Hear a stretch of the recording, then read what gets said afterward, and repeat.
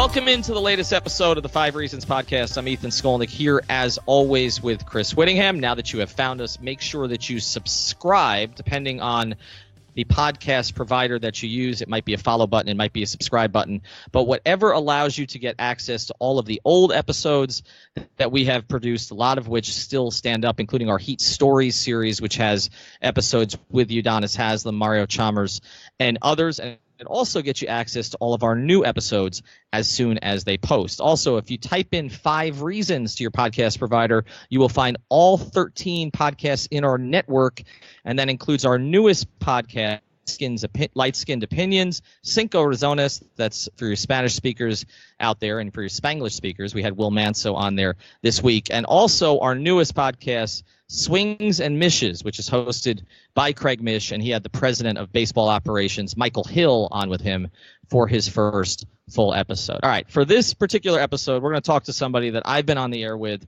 for how long is it, Orlando? I'm trying to figure out when did easily 20 years, dude. Easily 20 years. Back when I was covering the Dolphins, and I can remember, God, so far back with you doing those weekly segments on the Dolphins, but also I remember you and I at a bar in Coral Gables watching Dwayne Wade as a rookie in 2003. So Orlando and that goes way back. So Orlando and I go way back here. You know him as the Big O on WQAM. You can find him there in the midday every single day, also on Sirius XM Mad Dog Radio, and a new project. And this is fortuitous timing for us, Orlando, because there was a big announcement with you this week. So tell the listeners, before we move to our topic today, what you are going to be doing and who you are going to be doing it for. Well, I joined The Athletic, which is obviously a great sports publication that's out there now. The website is all over the place, and it's growing in different cities because, sadly, the newspaper business has been dying, as you well know, Ethan, what's going on with the business. And so they're kind of moving into all these cities, and they have now added one here in South Florida that's The Athletic MIA, and they're going to hire several reporters locally that are going to cover all of the local sports. So it's going to be kind of like your local paper, and we see what's going on with the Palm Beach Post, and some of the other papers are probably going to follow suit as the years go on. And I think that The Athletic has been very smart to kind of jump on that, and they're moving into all of these towns, and they're moving into our town. And Chris Perkins from the South Florida Sun Sentinel has joined them now. You'll hear about some other folks that are joining. I can't say who they are, but there'll be some folks that are joining, and I'm with them now too. I'm going to be a columnist for them. I'm not really going to be doing like real writing like what Ethan does and guys like Chris Perkins. I'm not going to be doing game stories and things like that. It'll be more of a column, my opinion, those kind of things on the Dolphins. We'll be doing it every week. We'll have a column every single week, and then eventually, once everything gets going, I think they'll get into the area of podcasting, and that's probably where I will also help out. And I'm probably going to be with all the other reporters doing those podcasts for The Athletic, and obviously focusing on all the local teams. So, but that's down the line. But for now, it's a nice little project. I've been a radio guy my entire life. I've done a little TV. I've done very little writing overall. So this will be a nice little new venture for me to go through. All right, let's move on to our topic today, Orlando. And look, there's a lot of ways we could have gone with you. We know you cover everything. I mean, like Chris, you cover soccer. You're into hockey. Obviously you're into the Heat. I mean, you do everything down here.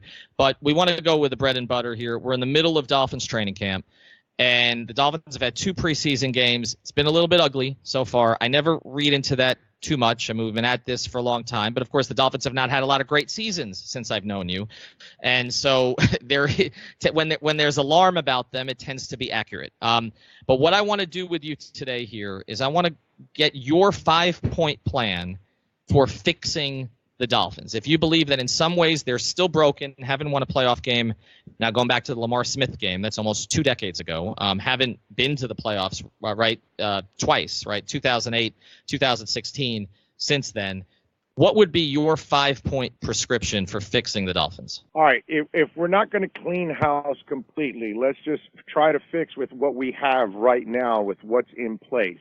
And one of the things, The twisted part about when you ask me this is I'm not ready to give up on Adam Gase yet. I'm not ready to give up on Chris Greer either. I definitely never started or was ever on board with Mike Tannenbaum because I saw what he did with the New York Jets. And I hate to do this because he's a nice man. And, you know, when I had my heart condition almost 2 years ago and I was in the hospital, the Dolphins and Mike Tannenbaum sent me flowers. So it's kind of brutal that I got to do this, but he's the guy that I would get rid of because his influence inside that building is too big. It's affected this team too much. One of the things I talked about when they hired Adam Gase right at the beginning, I said before he even coached one game, before he even stepped on the field, I told Dolphin fans, the thing I fear most is we'll never get to see what Adam Gase is all about because the guy above him will affect what he can do. And if you don't believe me, the last couple of years has affected him because you had the Ndamukong Suh salary that was creating all kinds of problems for him. And then you didn't allow players to stay on your team and you didn't sign them ahead of time like what they did this year finally. Okay, with the nickel cornerback, they finally said, okay, hey, before his contract is up at the end of the year, let's sign him a year ahead of time. They should have done that with other guys, and they didn't. They let him get to free agency. By the time you get to free agency, they're unaffordable at that point, so you can't pay them at that kind of salary. Look, OV, you probably would have gotten for 11 or 12 million a year before because he was coming off a 6.5 sack season. Then you let him get to free agency, and that's why I got to like 18, and then you got to let him go because you can't pay him. So all of these little things get in the way of Adam Gase getting better as a coach. And so now you saw this offseason was a lot about fixing some of the problems that Mike Tannenbaum created. So the first thing that I would do in my 5-point plan is I would fire Mike Tannenbaum. If I cannot fire Mike Tannenbaum, then my second step would be keep him away from personnel decisions. If he wants to help out in the cap, if he wants to help out in those areas, that's fine. But trading like Maxwell and Kiko and all these other things, I'd rather him stay away from the trades. I'd rather him stay away from the shiny objects because he loves to shine. He loves to buy the shiny object in the glass what's it called, store. You know, the what's that called? The display case? The display case, exactly. He loves to buy the new shiny object. And so that's one thing that I would stay away from. I want him away from personnel decisions, and I'd rather that the other guys be involved in that. That would be my first wave of my decisions or my 5 points. And so when you look at the job that he's done so far, I do think that at the very least they're in a position to, if they do nothing else at the moment, that they can have some flexibility going into next year. But I think the problem is that they couldn't do Andre Branch. They couldn't do Kiko Alonso because there was so much guaranteed money. If they don't extend those guys, if they don't give away more bad contracts, I think they're in a position to either make decisions where they want to keep Kiko Alonso or cut him, or keep Andre Branch or cut him. And so I do kind of find bizarre that I think it's similar in some respects to what the Heat did, where they both made the playoffs or had sort of positive signs in 2016, or when they made a run and they bought into it, right? They bought into Andre Branch and Kenny Stills and Kiko Alonso because they just wanted to bring back a team that made the playoffs. But I think we've kind of found out in the last year, even disregarding what happened with Jay Cutler and Ryan Tannehill in the quarterback position, this roster is not talented enough. And the top-heavy roster, design, I don't think worked particularly well. And I think now where they're trying to build more from the middle, now you look around their team and go, well, where's the talent? And I feel like they've kind of been caught between two minds, and in some respects have not yet really established their philosophy for how they're going to build a team outside of their quarterback. Well, that's why, Orlando, I was a little bit more encouraged by this offseason than previous offseasons. I felt like you said, he kind of stayed away from the shiny objects. He had to because of the situation that they were in. But if you look at what they did in the draft, it made sense to me. They've needed a playmaking tight end for 20 years. I mean, the closest they've had to that is Randy McMichael, actually. And you're going back. I mean, he was a draft pick in the early 2000s. Charles Clay briefly, but I mean, they've not had playmaking tight ends. To get another safety, we've seen the safety position has become more important in the league now. Rashad Jones is in his 30s now. So to get another guy who's a playmaker back there, I totally bought into that. I liked. I like the Baker pick too. I think that adding speed at linebacker is something that they've desperately needed. So I didn't get good reviews on Baker. That's that one guy. That's one guy that a lot of my NFL guys just did not buy Baker, man. Well, why not? Not physical enough? Was that the issue there? Physical enough. He gets caught up in the trash, they call it, which is the traffic in the middle. He'll get caught up with that. A lot of times they didn't think he was a guy that looked for contact. Mm-hmm. That kind of shied away from contact at times. One of my scouts called him more of a pretty boy, worried more about his looks than football. Things like that. I didn't get a lot of good reviews when it comes to Jerome. The other guys, I love the Gesicki pick, and I got great reviews out of him. The Smythe pick, I didn't know much about him, but my people tell me that he's going to be a better pass catcher than people think, not just a blocker. I love the Minka pick. I thought that was a fantastic, although now they're screwed with the Minka pick, because in the perfect world, you wanted the corner to work out to be either Lippett, to be Tankersley, and then you keep McCain at the slot, and then you put Minka at free safety so he can be the eraser for everybody out there. Now you're stuck with T.J. McDonald playing free safety, and he can't play free safety because he doesn't, that's not his thing. The deeper you get into the field, the more he gets lost. So the deeper the pass play, the worse he is in coverage. That's what people told me inside that Rams building, and that's one of the reasons why they couldn't have him around. You've got two strong safeties playing the safety spot, and you have no center fielder right now, and that's where you needed Minka. This is a waste right now to put him at the slot.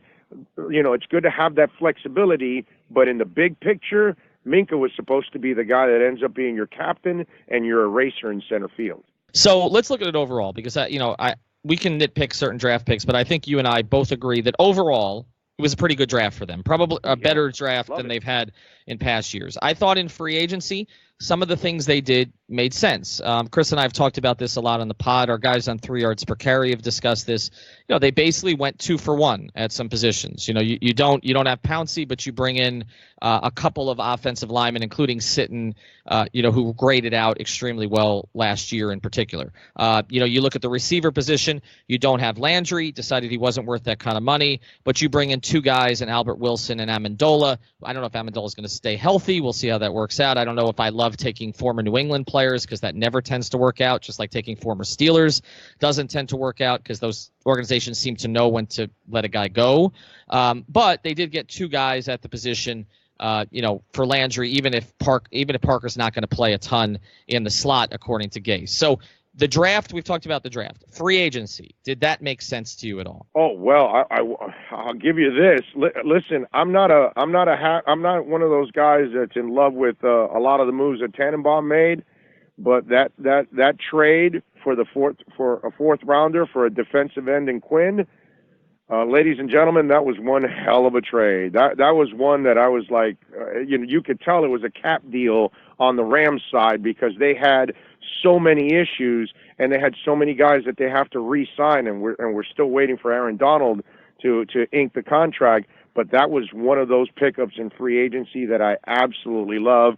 Danny Amendola, I get the method behind the madness, but I'm with you. He's 33, and all these stories about him being pissed over the last couple of years of having to take pay cut to stay with New England. And then he comes here. I'm like you. I almost think like he's here for the money more than anything else. But yeah, there were a couple moves in free agency. Sitting, I really like a lot. That was something that they needed desperately. The only thing I don't like is he's at 32 and he's missed 6 games the last 2 years with an ankle issue. And I'm just wondering, will he have that ankle issue again this year? Because this is not a talented team, guys. So they can't afford to lose a lot of players. Injuries can really cripple this team because they don't have the kind of talent sitting there. It's not like I'm really, really confident that Ted Larson or any of these other guys are going to step up and do a really, really good job. Daniel Kilgore, I understood that move, although talking to the guys in San Francisco, the one thing that they didn't like about him is that they thought he wasn't a powerful guy and he was a little undersized at times and could get handled. And those could be issues for Miami at times with Sitton. But he's healthy and can practice every day, something that Mike Pouncey at this point could not do in his career. I love the Frank Gore move in that meeting room. Guys like Drake and Balaj can learn from him how to prepare, all that stuff. I think it's fantastic. Akeem Spence is a guy that they needed at defensive tackle. Hell, they needed him so bad. They needed defensive tackle so bad they had to bring back my boy Kendall Langford to help them out because they're not happy with what they have at defensive tackle. And you saw what happened with Christian McCaffrey this week. So I thought Spence was a solid pro to add, and so is also Langford on this team. I thought, free agency, they didn't go out there and spend crazy amount of money, which was smart. And at the same time, I thought they got, some pretty good bargains in there in the process. I thought Sitton, they didn't have to overpay. And the Robert Quinn move is just one hell of a bargain. All right, so generally, again, better offseason than maybe they've had in previous offseasons. But I want to pivot with you a little bit. So your move here would be to fire Tannenbaum. That's clearly not going to happen now before the season. We'll see what happens after this season. Your next move is basically, if you're going to keep Tannenbaum around, keep him away from major personnel decisions, which is challenging if he's the GM and he's in charge. So I guess the question becomes this. What is your confidence level in Chris Grier? Because if Tannenbaum's not making the decisions, Grier is. Grier has been in charge of the draft now for a while. Grier has worked under, maybe not in charge of the draft, but he's been involved in the draft in a long time. We really don't know. That's the problem. We really don't know exactly all of the decisions that he's made, that Gase has made, that Tannenbaum's made. That's our problem with and by the way, Ethan, this is a problem we've had with the Dolphins. Yeah, I was just about to Orlando. I was just about to say that. Yeah. Is it Ireland? Is it Parcells? Is it Philbin? Is it Mueller? Is it Saban? This has been a problem forever, and I don't understand why we continue to have this issue. Because Orlando, they don't. Chefs inside the kitchen, dude. But Orlando, it's because they don't have a Riley, and they've never had a Riley, and that's been the issue. Because look. The reality is with the Heat, multiple people have impact in decisions there. Andy has some impact. Nick has some impact. Eric has some impact. Adam Simon has had big impact in a lot of recent decisions. Riley wanted Bosch, not Wade. Yes, I know. Well, Riley also wanted Kamen, but he won't admit that. But okay. And wait a minute, the Karan Butler move. He wanted the kid that went to Washington. If I'm correct. Jared Jeffries. Well, he was interested in Jared Jeffries. I don't know that he necessarily wanted him. I can tell you, I thought Fund had to convince him to say, no, Butler is our guy. Well, in fact, I thought I was there that night in the draft. I think he told us that Fund had to convince him that Butler was the guy, if I'm correct. Well, I think, yes, I think some of that stuff came out. I also tell you that, Fund wanted Beasley, and that's a big reason why Fund's not here anymore. But, right, there were a lot of things that came out. The thing, Orlando, is nobody leaves the Heat organization, so you don't get as many of those stories as you and I know with the Dolphins, where everybody leaves and then you hear everything that really happened in the room.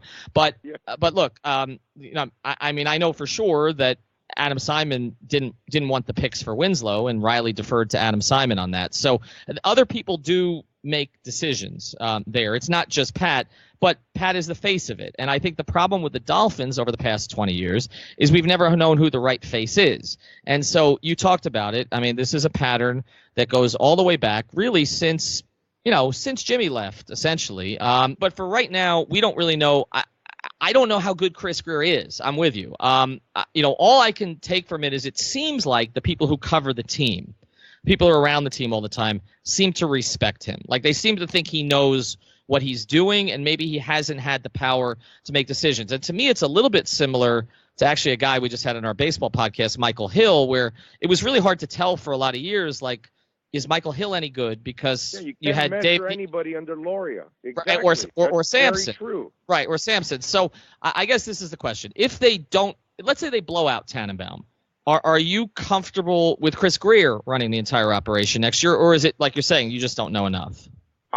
Well, I'm comfortable right now, yes. From people that I know around the league, they think Chris can do the job, but the problem is you have to let him do the job and not let others get in the way. And if you check out the 5-point plan I sent you, the next step would be to also keep Adam Gase away from personnel decisions. That's another problem that this team has, because look at some of the decisions that happened last year. Oh, I want Jay Cutler. That's a terrible decision. Oh, I want Julius Thomas.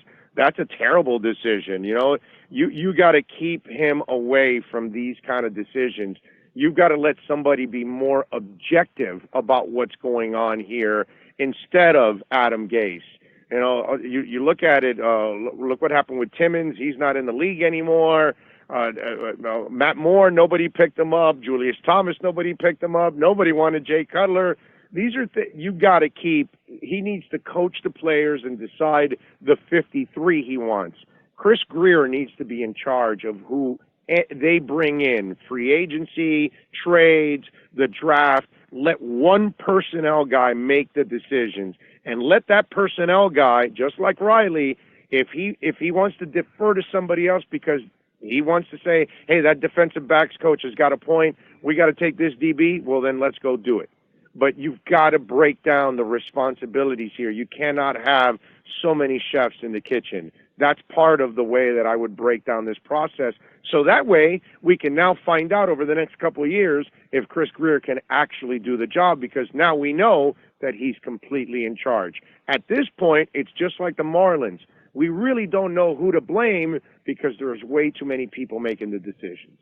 But do you trust Adam Gase as the coach of the team? Have you been impressed enough from what you've seen to believe in him in that respect? No, not yet, because I don't see enough discipline on the team.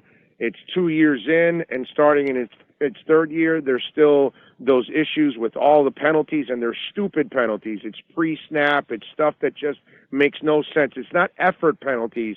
These are bad penalties that they're committing.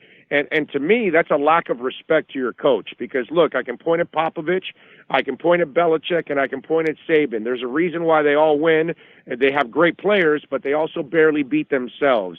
And you look at Popovich this year, he had no stars. He still made the playoffs. You look at all three of those coaches, they all lose assistant coaches. Adam Gase didn't have to set the tempo. He didn't have to set the culture when he was in Chicago and when he was in Denver, because he was an assistant coach or a position coach. The head coach is the guy that sets the tempo, is the guy that demands the respect, the guy that says this is the way the culture is going to be. That's why when you hear James Harrison talk about Tom Brady and he says, you see Tom Brady running to a meeting because he can't be late, because in that place you cannot be late. You got to do it the Belichick way, or that's the only way it goes. That's what culture is all about. And I don't see Adam Gase establishing that culture.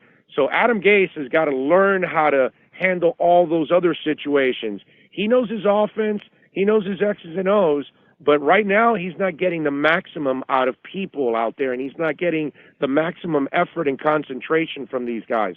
And that's part of a responsibility of a head coach. So I've been impressed with him at times with his offense, but I can't say that I'm impressed with him overall in how he's running his football team. We'll get back to today's episode here in a second, but first I want to introduce you to another great sponsor in our 5 Reasons Sports Network, and that is miss-inc.com. You can also call them at 305-537-6465. Miss Inc. is a social media problem solver. They do social media marketing and content writing. 10 years in business. They opened in January of 2008, so just before Chad Pennington took the Dolphins to the playoffs. They believe in a personal, customized approach to marketing, so they only represent businesses like the 5 Reasons Sports Network that are serious about taking their visibility to the next level. Social media marketing requires much more than just a blog or profiles on websites like Facebook or Twitter. It takes a smart strategy and a daily interactive focus. Proud to announce we actually got to 5,000 Twitter followers on the @5 Reasons Sports account, and Miss-Inc. has had a lot to do with that. She's been leveraging social media for Miami businesses for a decade. Check them out, miss-inc.com. That's miss-inc.com. I'm going to challenge you a little bit on this, Orlando, because it's actually been a little bit of the reverse for me. I have not been impressed with his offense. Now that may change this year because he finally has his pieces, and as we've talked about with many people we've had on the pod. But he had. Or is he wrong in personnel because he thinks Tannehill's the guy when he's not? That's the thing. If Tannehill's not the guy, then he doesn't have it. But Orlando, that's his call. I mean, he made the decision to go. Like I said, personnel decisions. But Orlando, the thing that a coach needs to do, okay, and I think we need to separate these things a little bit. The thing that a coach needs to do is work to get the right personnel for his scheme, and then make the scheme work with whatever personnel he ends up having. And so for me, he's in love with this kid. But that's a coaching thing. Like look, Orlando, he obviously thinks he can win.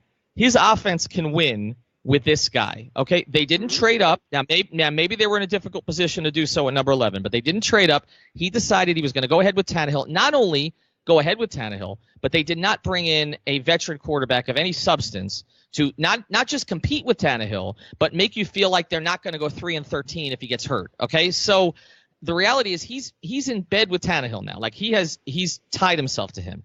And my thing is that at least this offseason, it appears that they got him enough options offensively that he can be more creative with his formation. So it's not throwing 300 times to Jarvis Landry.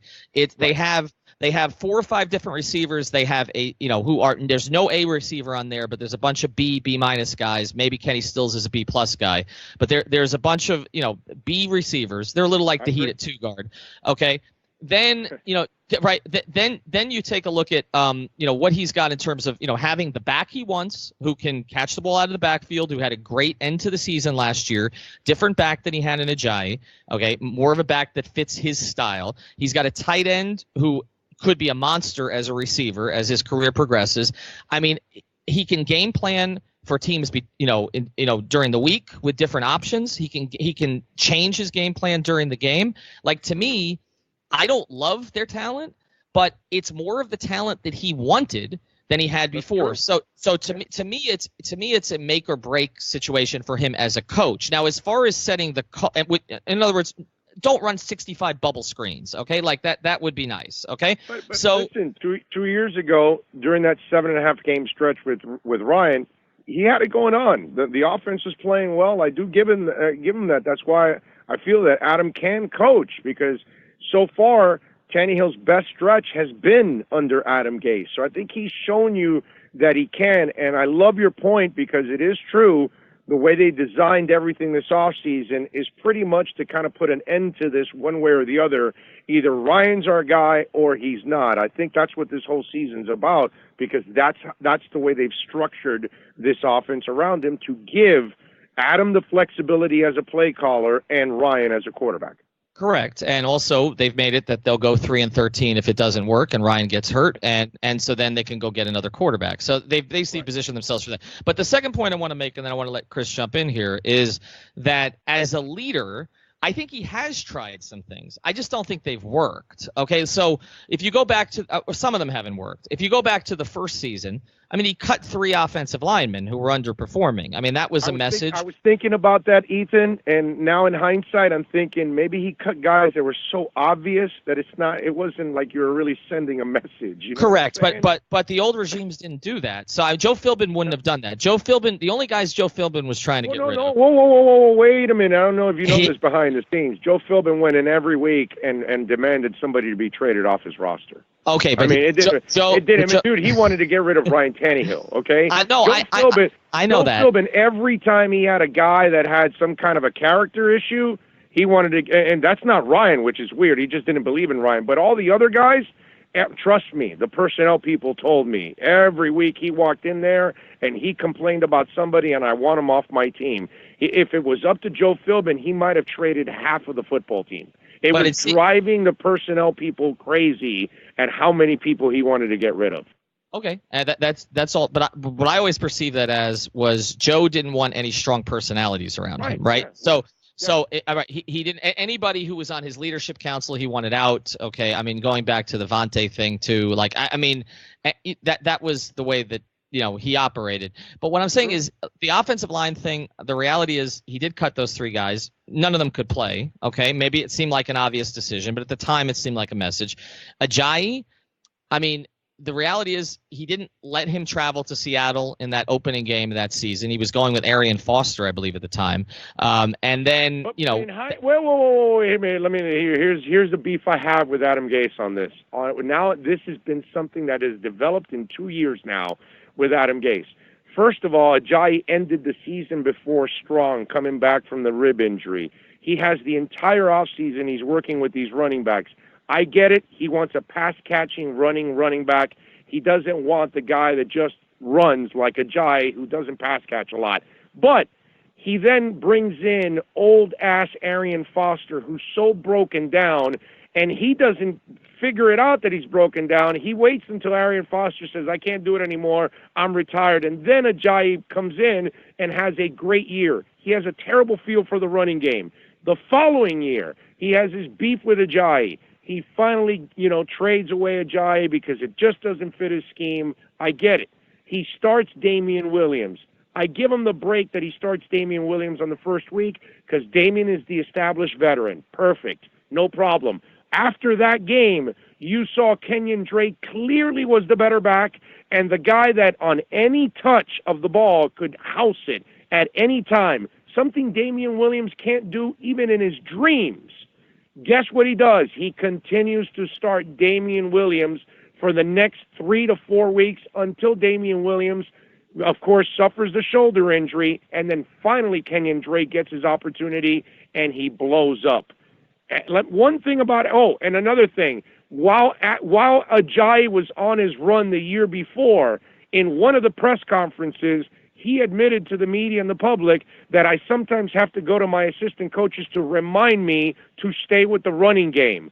Dude, how do we have to remind you? The only thing working in your offense on a consistent basis that year is your running game. There's one problem with Adam Gase. He's great with the passing game. His feel for the running game absolutely sucks. You could say last year, if you're going into last season, I think he was drafted on it in fantasy football based off this, that Ajayi was their best offensive threat. And then they decide to go in another direction, and he gets traded to the Super Bowl champions. But then it ends up kind of being vindicated because Kenyon Drake, albeit after a couple games, ends up becoming, I would say again, the Dolphins' biggest offensive threat. And so does he... And by the way, Chris, both happened by accident. Right, exactly. The Ajayi by accident and the Drake by accident. It wasn't because he had any foresight whatsoever. That's the amazing part. I mean, really, he sucks when it comes to the running game. He's terrible. But here's my thing about all this, Orlando. So I think a lot of what you're saying on Gase, and we're going to move on to the next part here in a second, I don't think you and I are that far off, actually. I think we're kind of arguing some of the same things. I mean, my thing, I mean, a lot of what you're talking about is coaching. I mean, it's coaching. It's what, I mean, whether it's the run game or the pass game, it's whether or not he's utilizing all the personnel that he has at his disposal. And so to me, that's the big question this year, and that's why there are no excuses. Like, year 3 is the year where he has enough of the players that fit his system. He's diverse enough in terms of his personnel. It's not elite personnel. I mean, look, NFL Network, 100 players, okay? The Dolphins had one, Cameron Wake, and that he was in the 70s and he's 36 years old. They don't have elite players at this point. They might have some on the roster, but it may take 2 or 3 years for us to really see that, whether it's Drake, whether it's Fitzpatrick, whether it's Gesicki, whether it's McMillan. I mean, who knows? Might be the closest guy. Right, or Howard, right. So there are a number of different options, but they don't have it right now. But what I'm saying is on offense, to me, there really are no excuses. He got his quarterback. They gave no competition to the quarterback. They didn't even give a fallback option for the quarterback. They brought in the worst possible veteran free agent quarterback they could, almost intentionally, to make sure that there was no competition for the quarterback. And so Gase has to deliver offensively. This has to be a top 12 offense this year, and I don't know if it's going to be that with him, and to me, that's how you evaluate him. On 3 Yards Per Carry, we give you a little bit of culture. I'm in Edinburgh for the world-famous Fringe Comedy Festival, which is essentially a cornucopia of comedy, and I am scouting for talent. Do you measure their 40 time or get their vertical? No, pretty much not, unfortunately. Is Benny Hill there? Benny Hill's dead, buddy. We also give you the finest in news and analysis of your Miami Dolphins. Listen to us every Thursday and soon every Tuesday and Thursday during the regular season on your favorite podcast provider. There's one other thing I do want to get into beyond football here, which is the organization as a whole. And I know you cover everything, and your fifth point here was that Steve Ross basically needs to stop talking. And Yes. and we've talked about this, Chris and I, a lot, because for me, there's a lot of things that Steve Ross does well. Okay, there's a lot of things, and not just the related group, but what he does with Rise, what he does. I think what he's done with soccer, and Chris, and both of you guys are soccer guys, can attest to this. What he's done in terms of bringing ICC here, in terms of where they're positioned for the World Cup, everything, and what he's done at the stadium. And we're going to be giving away Colombia, Venezuela tickets here in the next couple of weeks. He saved the tennis tournament too, man. He's just a fantastic custodian of a sports team. He's just got to figure out the right people to run his football team, because obviously he's got the right people running the stadium, because Tom Garfinkel is an absolute stud. Because they've got that stadium mostly full for the entire year, and I think they've, one of the things that as a business they have succeeded in is that they've made the game day experience pleasant enough that people want to be there, even though the product's not very good. That's impressive, dude. That's impressive, big time. They've done a great job with that, and so I'm saying all of those things. It's kind of like the bud is coming here, because I do admire a lot of what Ross has done, and I admire the social justice work and everything else. But you and I are in complete agreement on this one, okay? He just can't get out of his own way with some of the things he says, and a lot of it is with the football team. I've told this story many times, but way back when they had that disastrous Gator Day at the stadium when Tebow came in and beat them because they were celebrating an opposing player, and Steve Ross was told repeatedly, do not take a picture with Urban Meyer, because this was about the time that Tony Sperano was on the hot seat already. May he rest in peace. Okay, he was on the hot seat already, and there were questions about whether Urban, who is in the news again now, whether Urban might be the next head coach of the Miami Dolphins. Do not get pictured with Urban Meyer, and Steve Ross on the front page of the Sun Sentinel with his arm next to Urban Meyer. So he does these kind of things all the time, and I know it drove people inside that organization nuts. And he has said things like, whether it was Chad Henne was the next Dan Marino, and on and on and on, or the Heat are not, we're going to be the most relevant team in town, something to that effect, because they don't have LeBron anymore. Just things that he should not say. But to me, the biggest misstep here is the social justice thing. And the reason for it is that the one area where I think Steve Ross really has his players' respect is this Rise thing that he does, which is very, very, very positive, okay? And he has been, to me, not the worst owner in terms of this, because Jerry Jones and Bob McNair have been the worst owners and other guys, but the most wishy-washy owner in the NFL on this. Like, what he has done with this anthem thing is a total disaster, Orlando. It's just, just pick a side. But if it goes along with the entire league has been a disaster with all of this. They've mishandled everything. I mean, dude, they mishandle everything in this league. How many things do they actually even handle the right way? That's the problem with the NFL. The NBA handles everything the right way, and the NFL screws everything up, and they're Teflon with it all, which is amazing to me. They're not completely Teflon. I mean, they're not getting beat up as bad as the president would like you to believe, but they're not. They've been beat up a little bit. I mean, there's no question. I mean, the ratings are still great. I think 7 of the top 10 TV shows last year were NFL programs, or something like. It's like 70% of them. 5% in profit still went up, man. So they're still winning. The CTE thing is going to catch up to them one way or another. There's no doubt about that. But all these other issues, man, they mishandle every issue that comes across the table. So I want to focus on Ross specifically, because to me, what Ross has done here with the anthem thing does play into his stewardship of the franchise, because you want your players to believe in what you're doing as a whole. And I thought at first Steve Ross came out and was very protective of his players, and then he allowed basically the president to co-opt the message. And his co-owners, in fairness to him, like the other owners in the league, clearly seemed to raise enough alarms about where the business was going that, oh crap, we gotta make some changes. And I think his actual, and in fairness to him too, I think his actual point that the president did co-opt the message is an accurate one, because it's not like the players are actually winning in the court of public opinion. I mean, amongst like segments of Twitter maybe, but like I don't think your average person actually agrees with what they're doing, because they've made it about the anthem and patriotism and the military more than what they're talking about. So I actually think Ross is correct in that point. It's just, again, like you said, he's changed his mind 10 times. He's changed his mind. He's changed his mind 10 times, and the reality of whatever the public thinks about this, and we're skewed because at 5 Reasons Sports, our audience tends to be a little bit younger, more liberal, more NBA related, and so when I poll this, it's 80% in support of the players. I know that's not the public at large. Okay, I get that, but the biggest, to me, the reason I'm focusing on Ross is he actually, unlike some of the owners, he seems to have a heart. Okay, like most of these guys don't. Okay, NFL owners. All right, I don't know if they're general. I don't know that they believe really in supporting their players. Ross seems to, and yet has changed his mind in this 12 times. And my issue with the whole him sort of acknowledging that Trump has co-opted the message here, Chris, is that by saying that you're allowing Trump to co-opt the message. Basically, I mean, you're basically saying, yeah, okay, it really was never about the flag. It was about, police brutality and all that. But because the president says it's about the flag, now it's about the flag. And so I think the way that he's handled that has been so clumsy. And then they've had the additional situation where, the release gets out about how they're going to punish players, and I know they had to walk that back. But that wasn't them.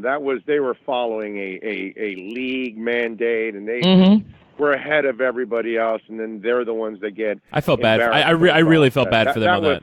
That wasn't on the Dolphins. That was just, again, the NFL mishandling another situation. All right, so let's look at it overall, okay? Whether you believe that the anthem thing in particular is the big deal now, or just in general, the way Ross has led the franchise, is your biggest issue with him the things he says, or is it what you seem to be getting at with the rest of this pod, the people he's hiring? Because it's been more about, he sometimes talks out of both sides of his mouth. Sometimes he says some stuff that's just so outlandish and just wrong.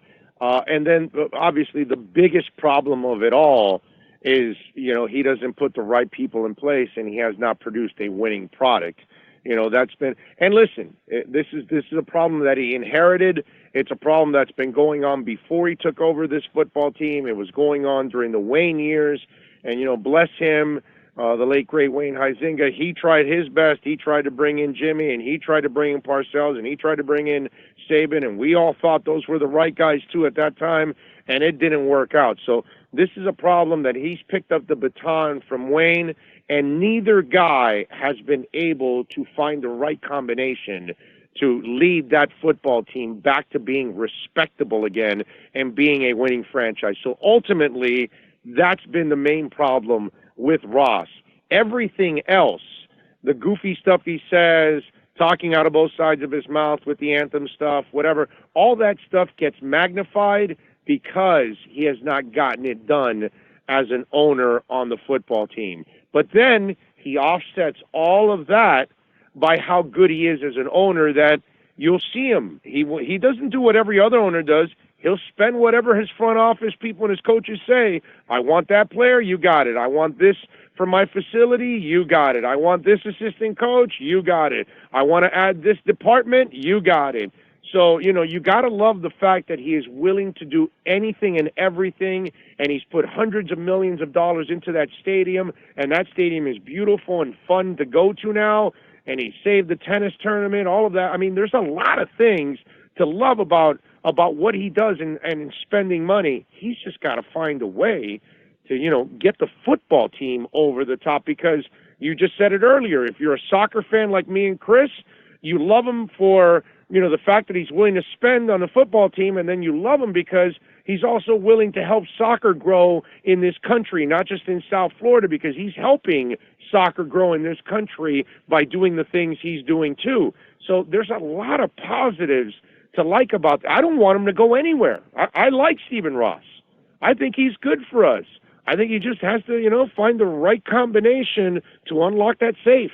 That's it. Yeah, and I don't know, from an ownership perspective, I'm always curious what the role actually is, because you hear that the best teams, like, the Rooney family with the Steelers or Kraft with the Patriots, but also Kraft with his MLS team is not very good. So I don't know what the right formula is for an NFL owner to have an impact on winning, other than hiring the right people and staying out of the way. Right. And I guess, he turned to Tannenbaum, and it seems like he's turned more to personal relationships than having this open hiring process to go and find whoever the best candidate is. But to me, the amazing, way that the Dolphins have been down on their luck.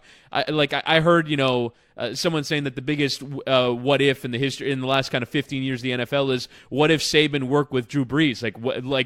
Would Wayne Huizenga have owned the Dolphins until he died? Would this Dolphins organization not be a joke? It really can become flashpoints on that level. So. Yeah. I just don't know what the answer is from an ownership perspective to actually turn this around. Chris, those two examples you gave, well, one in Kraft, he got lucky, just like Harrison, that he hired the right guy, and from there it's taken off. He hired the right guy in Belichick, Harrison hired the right guy in Riley, and it took off. The amazing part of the Rooneys is they consistently make the right decision on their coaches. Chuck Noll, then obviously Cowher, and then Tomlin, and they've had success with all of them, and they also have success off the field with their players. There's this bond, there's this relationship with that family and that football team that is second to none. It really is amazing how you can, we can say that Kraft is a great owner, but what happens when Belichick retires? Will he find the next guy? You know what I mean? Because we had Shula in place, and then we pushed Shula out, and we haven't been able to recover from Shula either.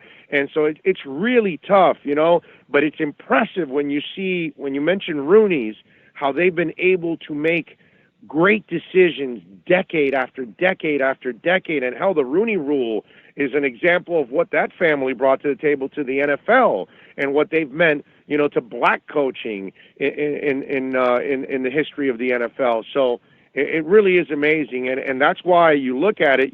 It's hard to have an answer, but you've got to find, if you're an owner, you got to find the right CEO to run your business. Well, you got to find the right coach and the right, front office people to run your business. And so far, they just haven't been able to do that in Miami. So let's look at the next 5 years, Orlando. Okay. Where do you think this team is? I mean, have you given up hope for the Dolphins in terms of being a consistent contender, or are we just waiting for Brady basically to croak on the field? What is your hope level for this franchise? Well, I don't have a lot of hope right now because they just don't give me hope. I mean, unless my term on the show, blind ass fan. That's the only way you're going to create hope, and that's just false hope that you're creating. Even through the first two games of the preseason, which I know they don't mean anything, but you still can't feel good about what you're seeing. So right now, no, I don't feel good about the next 5 years until you actually show me something to feel good about. So I need to see, like you talked about, how, with Adam Gase this year, okay, well, you've got the team a little bit more in your personality. Well, you show me that you can get this team over the top and that you can be a difference maker as a play caller and as a head coach, so I can feel better moving forward in building this team. And as long as you have, again, my first step here, as long as you have Mike Tannenbaum in place, and the possibility of him sticking his nose and, making some wacky trade or signing some crazy free agent, I think that's also a problem for this team. So it's hard for me to have any good feel for this team like I do for the Hurricane football team, that I'm looking at what Mark Richt has done his first 2 years, and I see the trend going upward, and I expect it to continue to go upward this year. Why? Because I'm watching the building going on. Hell, even the Panthers are showing me more in the future. I love what they're doing right now. I don't think they have the goaltending to go deep into the playoffs, but I think they have enough young talent and scorers and even enough on defense to make it interesting to definitely at least get in the playoffs this year, because they should have gone in the playoffs this past year with the 96 points. At least I'm seeing something trending in the right direction with them. With the Dolphins and the Marlins, there's no way I should feel positive about their futures right now. Chris, where do you stand? 5 years, where do you think this franchise is? I don't know, because to me it starts with the quarterback position. It's one of the things that I'm surprised, given where you've been on Tannehill throughout the years, we haven't talked about it a ton, but to me it all depends on, I don't think there's much to find out, kind of like how I think the Heat's young guys are kind of who they are, except for Bam. He's only been in the league for a year, but for the most part, they're just kind of decent players that I think will be role players. I think Ryan Tannehill is a decent quarterback that's never really going to have that high of a ceiling, and so it really depends on, if this year goes as bad as, let's say, the national pundits say will, and they win 4 games, and they're drafting at the top of the draft, and they find a quarterback that gives you hope in the way that Deshaun Watson did, then maybe the whole trajectory of the franchise changes. But as long as these characters remain in place, I'd say, they're basically where they've been, which is, between 6 and 10 wins, and one of the 24 teams that's in the middle of the league for me. And the way I look at it, overall, to me, I'm with you on the quarterback situation. They need to figure that out now. We can't give Ryan 7 more years to determine whether or not he's the guy. Listen, guys, it has to be this year, Ethan. This has to be the end-all be-all, because if he doesn't cross that threshold this year, Adam Gase has to know that he can't stick with him a 4th year, because he's going to get fired. Because if he hasn't gotten him over the hump the first couple of years, this is the year where he has to figure out Ryan. If he's not convinced with Ryan, he better move on, because it's going to cost him his job. And that's the one thing throughout Ryan's career. We've watched everybody else get fired except him. Yeah, everybody on the offensive line. I mean, that whole thing is turned over. Now we've seen the receivers turn over too, and they've got a lot of decisions to make. All right, Big O, thanks for joining us today. Again, you can follow him at The Big O Show, also WQAM during the middays. Now we'll be on The Athletic. Miami, rest of that crew, from what I'm hearing, going to get announced here over the next couple of weeks, so be sure to follow them. We'll be probably having a lot of their personnel on our shows. So thanks for joining us again. Make sure that you hit the follow button and subscribe. Later in the week, we're going to be talking to the host of 5 Rings Canes on our network, Josh Darrow, talk about the Canes prospects for the upcoming season. Talk to you soon.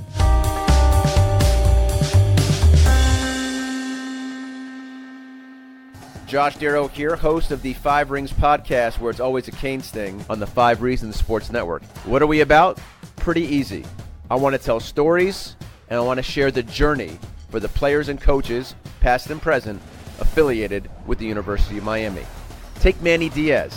He grew up in Miami. He grew up going to the Orange Bowl. It was all those 1980s teams. That's where it all started for me, and just the style of play, and really it really took hold when Jimmy Johnson was here, and sitting there in the Orange Bowl in '86 when we were whipping Oklahoma, and just just speed and then violence. We're not only, Nebraska was a changing of college football. It's those kind of memories we want to share with you. Listen, subscribe, rate, review. We appreciate the support. The 5 Rings podcast, where it's always a Canes thing, and we're always a part of the 5 Reasons Sports Network.